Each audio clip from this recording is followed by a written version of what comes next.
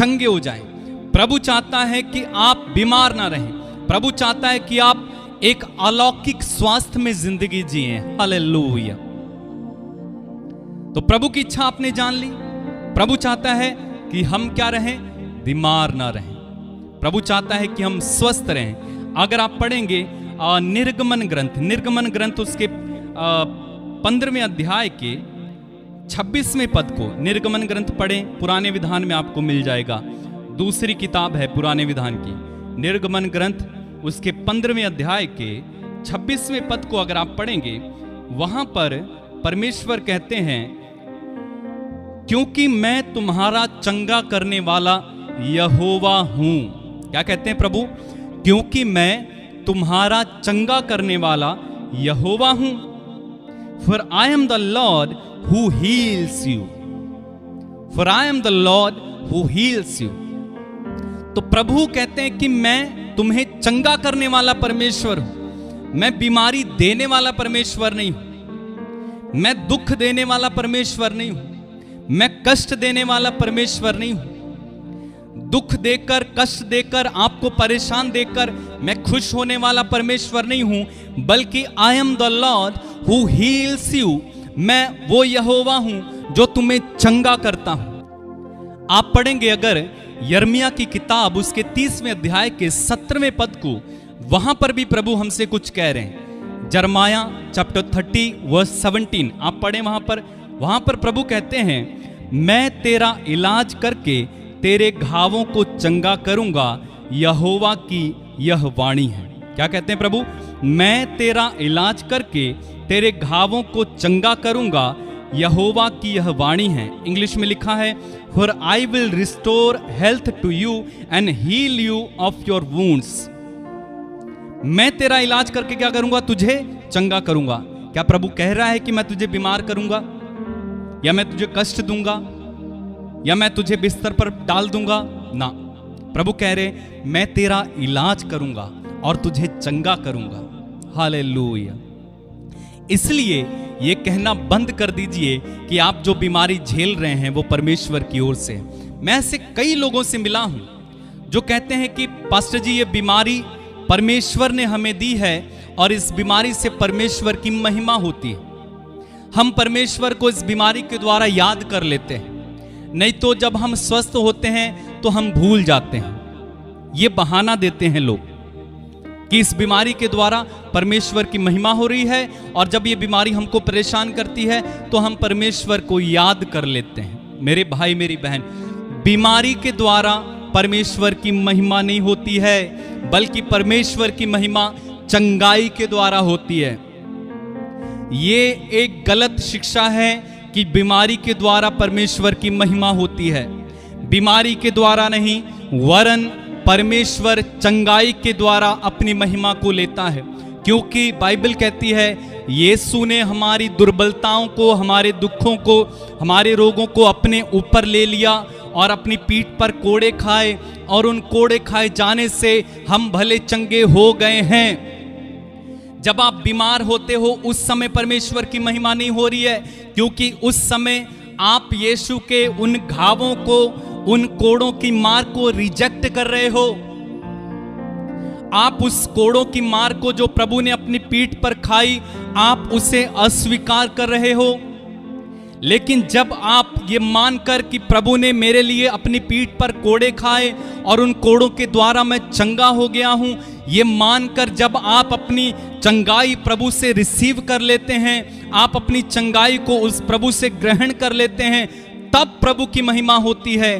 तब प्रभु के घावों का कोई महत्व होता है। तब प्रभु को लगता है कि हाँ, मैंने सही ही इन लोगों के कारण अपनी पीठ पर कोड़े खाए थे। तब होती है प्रभु की महिमा, जब ये वचन सिद्ध हो जाता है कि उसके कोड़े खाने से, उसके घाव द्वारा हम भले चंगे हो गए हैं। बीमारी के द्वारा महिमा नहीं होती है, परमेश्वर की महिमा चंगाई के द्वारा होती है, क्योंकि वो हमारा चंगा करने वाला परमेश्वर है।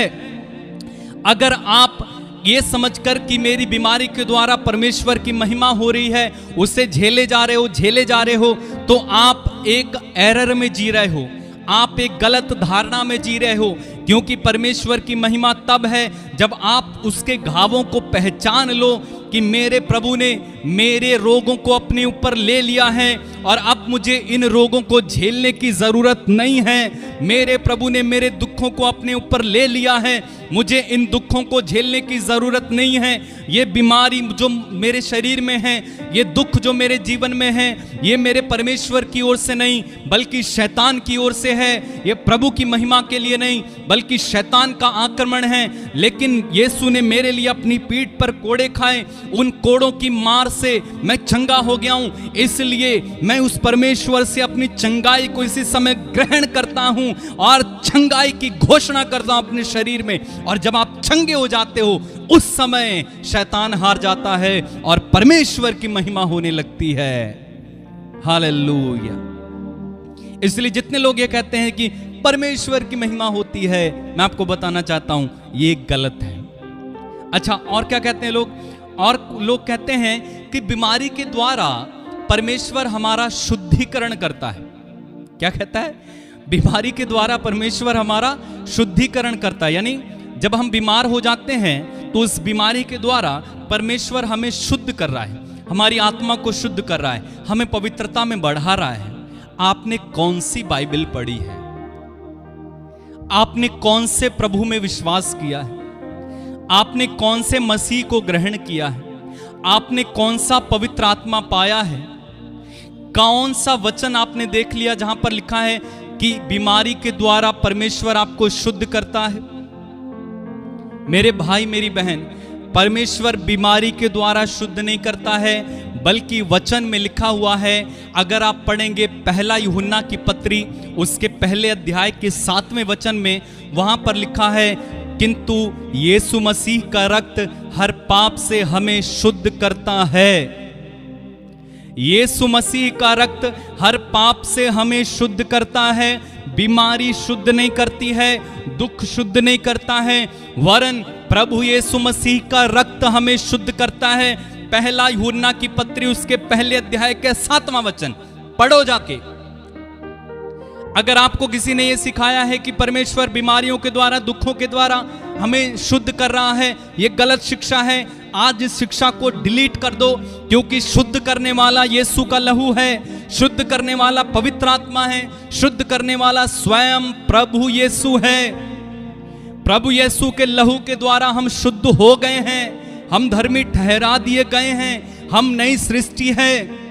इसलिए हमें बीमारी को ये कहकर कि ये बीमारी हमारे शुद्धिकरण के लिए है, उसे स्वीकार करके मत बैठो, इसे डांटो, क्योंकि यीशु का लहू शुद्ध करता है, बीमारी नहीं। कई सारे लोग मुझसे मिले, ब्रदर ये बीमारी हमारे शुद्धिकरण के लिए है। और मैं सोचता हूं क्या